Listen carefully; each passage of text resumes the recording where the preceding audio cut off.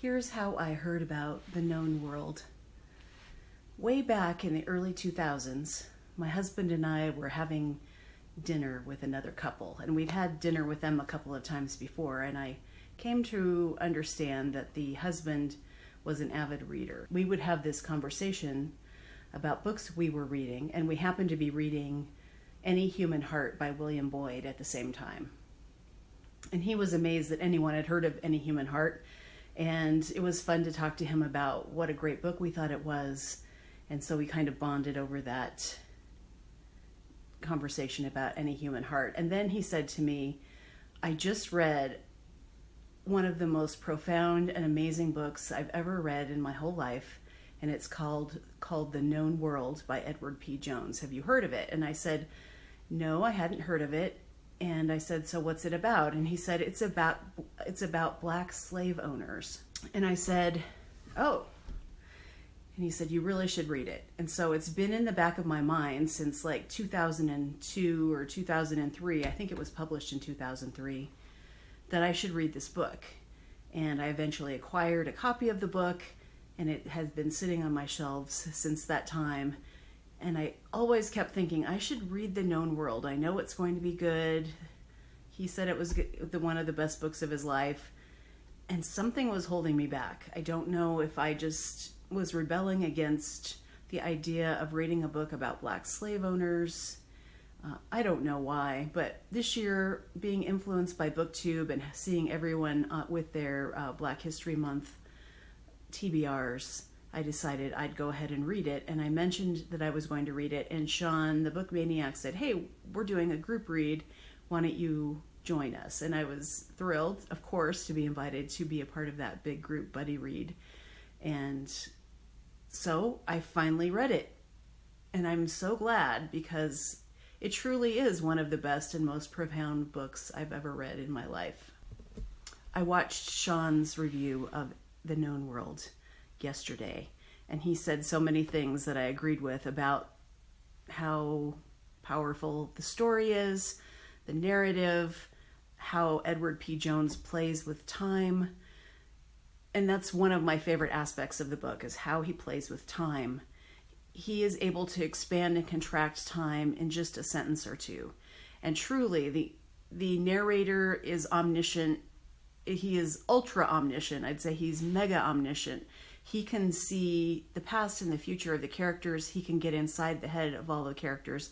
And when I say he, I mean they or she, or the pronoun doesn't matter, but the omniscient narrator guides us through this labyrinth of an incredibly intricate world of the people inhabiting the novel. The way that he plays with time, kind of like the way Alice Munro plays with time, taking you into a micro examination of a moment, of a thought, and then expanding it out 90 years, or expanding it out generations later.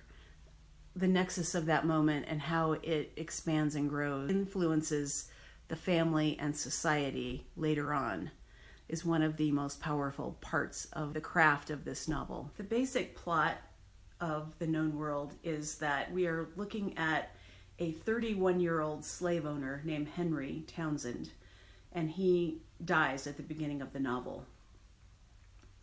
And he owns 33 slaves. His parents had been slaves themselves, and they worked very, very hard to buy their own freedom from their owner. And then they worked for years later to buy the freedom of their son Henry from the owner.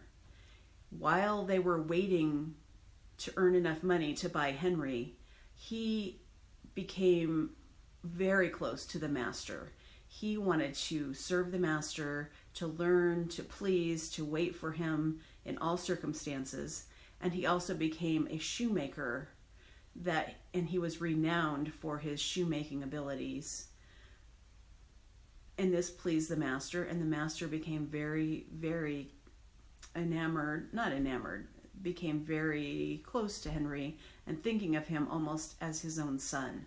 So in a sense, Henry has two fathers. He has Robbins, the master, and he has Augustus, his biological father, who worked so hard to free him. So he owns all these slaves, he dies, and then that is the crux from which the whole story unspools.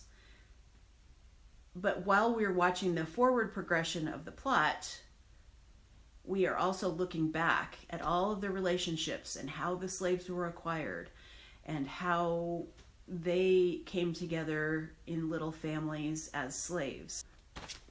Chapter 3 in The Known World is a pivotal chapter. It's the longest chapter in the book, and it encompasses so many origin stories of a whole cast of characters that we see in the book.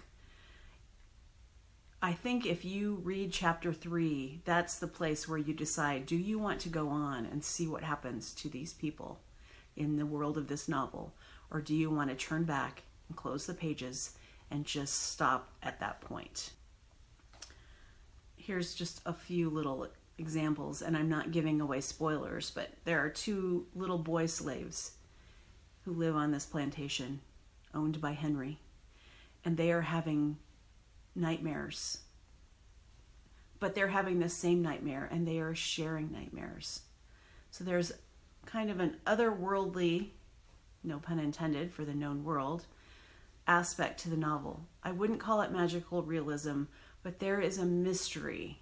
There is a mysterious other that invades the consciousness of the characters. To me, this was an incredibly appealing part of the story. Not that there's just this straight, flat, realistic narrative, but that there are also things that are unexplained. One of the pivotal parts of chapter 3 is the digging of the grave for Henry. And each man who's helping to dig the grave gets in the hole and is digging, and then we hear the story of that person. And that's a great way to tell the stories, and that's a great way to explain some of the characters and reveal some of their history and why it's important.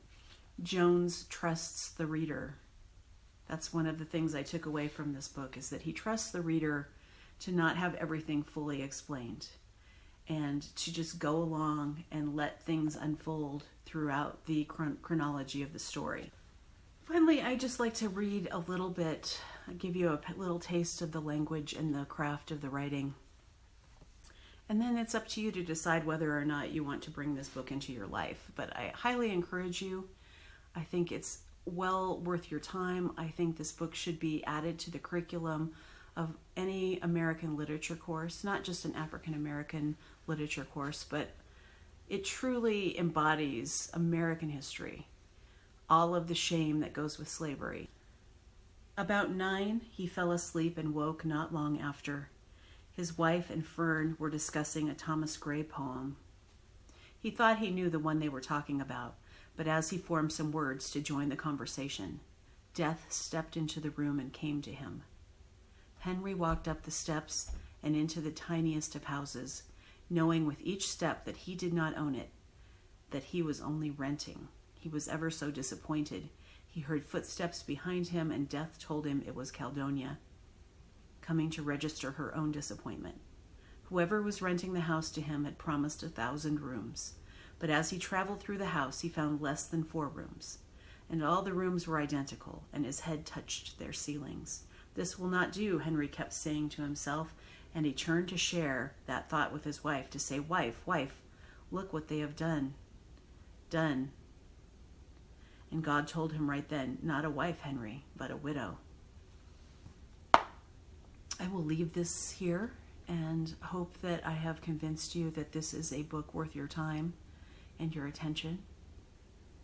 And thank you for listening.